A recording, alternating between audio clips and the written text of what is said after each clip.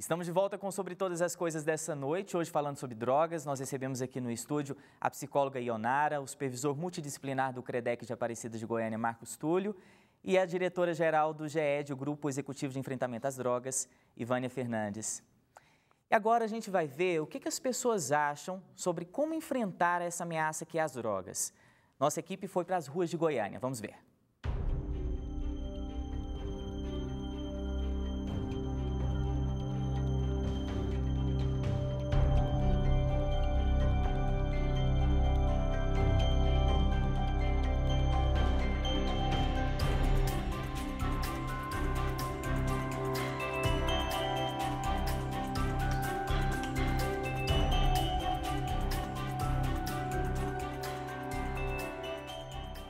As drogas são a porta de entrada para muitos problemas. Um deles é o mundo do crime. As estatísticas mostram que a maioria dos crimes tem sempre alguma ligação com as drogas. 1 em cada 100 mortes de adultos no Brasil é atribuída ao uso de entorpecentes. Qual o caminho para barrar esse mal? Basta querer. Isso aí está na mão da justiça. Entra droga e sai é porque eles não tomam atitude. Se quiserem, eu vim de um regime antigo ainda, que eu até fui militar uma certa época, não entrava droga. Você já viu gente usando por drogas? Ixi, demais. Esses terminais aí, todo lado que você olha tem. E é jovem, é adulto? Não tem idade, não. A maioria dos jovens, grande maioria, tende a pender pro lado das drogas. Eu conheço muita gente, já perdi gente também. E é lamentável, mas é a realidade.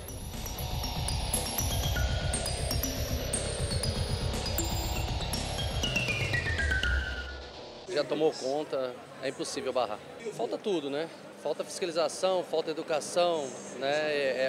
Acho que o principal é a educação, a partir daí que eu acho que começa a inibir um pouco do uso. Muitas vezes a pessoa tem o dinheiro para comer, dá para ele comer hoje, ele reserva para usar a droga 2, 3 dias para matar a fome com a droga. E isso é um dos problemas sérios que os governos precisam tomar atitude com isso. Muita gente critica os pais, mas eu acho que os pais, às vezes, estão trabalhando, os filhos vai e acaba caindo, porque, como que eu posso te dizer assim, por mais que tenha educação, tenha o respeito dos pais, o carinho, mas é muito complicado hoje em dia. Se a gente não fizer algo de agora para frente, por exemplo, a minha descendência daqui para frente, se eu não tiver um cuidado para evitar isso, vai ser lamentável de novo.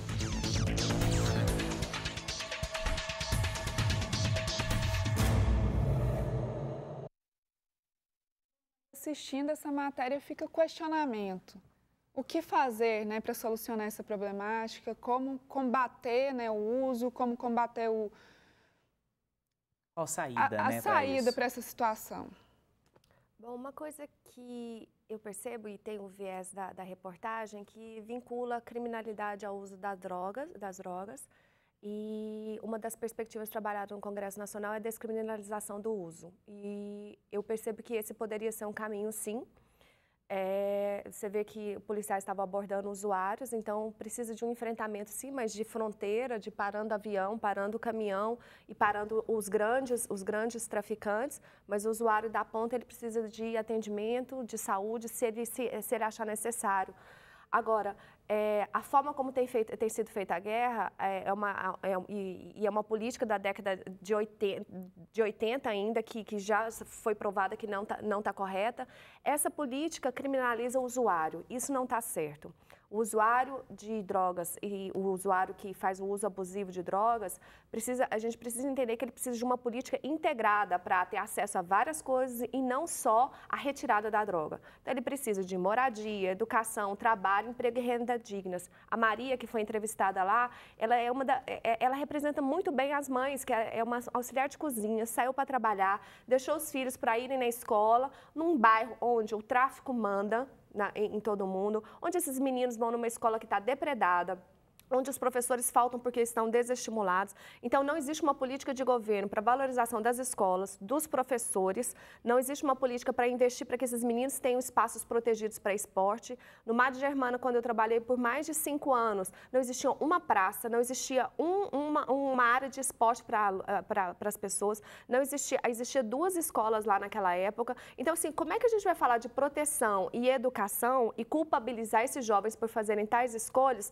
sendo que a gente não deu possibilidade de escolhas a eles? Então, vocês acham que falta investimento do poder público hoje para combater as drogas? Sim, essa também é na minha visão, e não só na minha visão, né, mas é o que as pesquisas têm revelado. As pessoas, elas precisam desse amparo, porque a gente fala assim, a droga é a porta de entrada. Mas qual é a porta de entrada para a droga?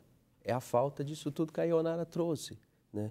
Então, assim, a prevenção, de fato, né, ela não é só dizer não use ou como usar de uma maneira adequada, mas é possibilitar essas pessoas o acesso a várias possibilidades, como a educação, moradia, uma renda digna, o lazer. Essas coisas que normalmente faltam na sociedade dariam a oportunidade para as pessoas terem outras opções de lazer, de diversão, de prazer mesmo, né? Há pesquisas que apontam que, em média, há por ano 200 mil mortes por drogas lícitas e ilícitas, né?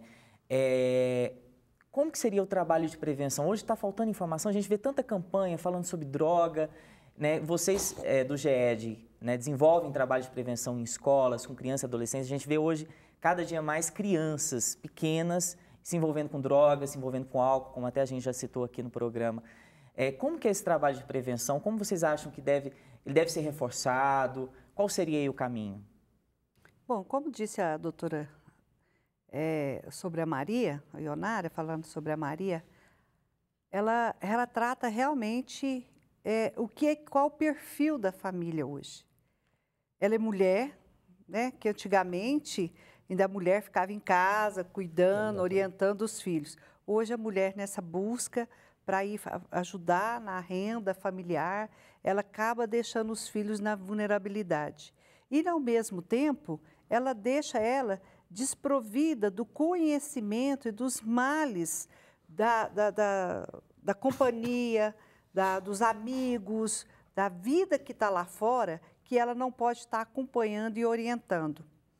Quando a gente faz os nossos trabalhos de prevenção, nós sempre temos buscado na orientação das pessoas, vocês vão às mulheres, escolas, famílias, né? Sim, e cidadãos. A gente faz um trabalho nos municípios, com a ação Anjos Urbanos, com seminários, buscando trabalhar os gestores, pessoas que hoje já atuam na parte administrativa, passando conhecimento de que forma eles podem desenvolver essas políticas públicas lá no bairro. É como nós estamos dizendo, falta tudo. Não é a questão só de esporte, de lazer, de escola. Nós precisamos hoje que os governantes, não é só mas as 3 esferas busquem trabalhar saneamento. Começa lá na parte do saneamento básico. As pessoas precisam ter essa oportunidade, mas elas precisam também ser informadas de formas corretas. É o que a gente vê quando fala em droga, é o que nós estávamos falando. Droga mata, droga isso, droga aquilo, mas ela não tem uma informação correta de profissionais. O que nós buscamos através das nossas ações é trabalhar com o cidadão comum, trabalhar os educadores, programas como o projeto Farol lá em Anápolis, que nós desenhamos um projeto junto com a Superintendência de Direitos Humanos da Secretaria Cidadã, trabalhar a rede estadual e municipal com os coordenadores, mostrando isso. Como disse muito bem a doutora Ionara, quando ela diz do uso abusivo de hoje de medicamentos, a gente percebe que tem um perfil, né, eu não sou da área, mas pelos profissionais que a gente convive, que ele já tem uma predisposição a ser usuário de droga no futuro. E que muitos dos pais pegam uma criança hiperativa ou que já tem algum transtorno, já leva no profissional, já mete um remédio nela de tarja preta. Já é uma droga. E o pai não tem consciência. No futuro, quando essa criança, adolescente, deixa de usar esse medicamento, ele vai buscar uma outra droga para suprir aquela necessidade do outro que ele começou na droga lícita. Então, assim, são áreas que nós temos buscado profissionais de alta qualidade, de conhecimento, para poder discutir e trabalhar a sociedade. Vocês também dão apoio a comunidades terapêuticas, né? As clínicas de recuperação? Sim, é o outro problema. A gente vê que a maioria das instituições, ela abre por uma causa própria, algum problema familiar, ou algum cunho religioso, e ela se perde, que às vezes ela, com aquela questão, né, de se doar, vai ampliando a instituição e deixa de profissionalizar e trabalhar dentro da regulação, que é o correto, ver o que pode, o que não pode, porque tudo tem um limite. Porque as instituições que nós trabalhamos, que são as comunidades terapêuticas, ela não é internação, são acolhimentos. Então, tem que ser voluntariamente, e lá tem que ter os profissionais que também tenham toda a orientação e noção de que forma ele pode pegar esse cidadão que já é usuário e trabalhar o plano terapêutico individual para que cada um do cidadão tenha a oportunidade de sair das drogas e ser reinserido de novo na vida social. Não só a questão do trabalho, mas na vida no todo. Recentemente foi inaugurado o CREDEC, né, lá de Aparecida de Goiânia, né, tem pouco tempo, foi final do mês passado, né? Isso. Como é que está funcionando? E eu queria que você explicasse para a gente o que é o CREDEC, qual que é a diferença do CREDEC para essas clínicas de recuperação? Bom, vamos lá. O CREDEC, de fato, foi inaugurado agora, podemos dizer assim, no começo do mês, né? Nós já estamos com 7 pacientes. De fato, o CREDEC, diferente da comunidade terapêutica, ele é um hospital, né? Mas não um hospital com característica do leito da enfermaria, né? Quem for ao CREDEC ou quem já foi ao CREDEC teve a oportunidade de conhecer, ele foi pensado em modelo de casa mesmo, né? Então, são residências com sala, com cozinha, tem geladeira, tem micro-ondas, os quartos, todos os quartos são suítes, né? No fundo da casa tem uma lavanderia, onde as pessoas, dentro do trabalho terapêutico, elas têm a possibilidade de aprender, porque alguns não aprenderam a fazer isso, né? Ou desaprenderam a cuidar da roupa, né? Aqueles que, enfim, se encaixarem dentro desse projeto. A diferença do CREDEC para uma comunidade terapêutica é que o CREDEC ele reúne várias possibilidades de tratamento. Uma delas é a desintoxicação. Normalmente, uma comunidade terapêutica ela não faz o trabalho de desintoxicação. O trabalho de desintoxicação normalmente é um trabalho mais medicamentoso, né? Assistido por uma equipe médica e da enfermagem, né? E quanto tempo leva esse trabalho?